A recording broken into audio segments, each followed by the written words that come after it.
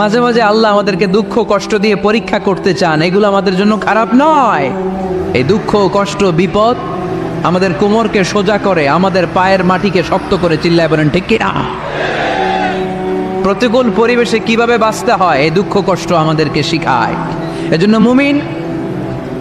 মুমিন বান্দার বৈশিষ্ট্য হচ্ছে দুঃখ কষ্ট বেদনা জ্বালা এগুলোতে সে আপসেট হয় না, সে হাল ছেড়ে দেয় না, সে ভরসা রাখে একজনের উপর, চিল্লায় বল।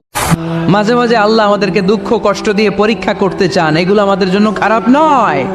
এই দুঃখ কষ্ট বিপদ আমাদের কোমরকে সোজা করে, আমাদের পায়ের মাটিকে শক্ত করে, চিল্লায় বলেন ঠিক কিনা? প্রতিকূল পরিবেশে কিভাবে বাঁচতে হয় এই দুঃখ কষ্ট আমাদেরকে শিখায়। এজন্য মুমিন বান্দার বৈশিষ্ট্য হচ্ছে দুঃখ কষ্ট বেদনা জ্বালা এগুলোতে সে আপসেট হয় না, সে হাল ছেড়ে দেয় না, সে ভরসা রাখে একজনের উপর, চিল্লায়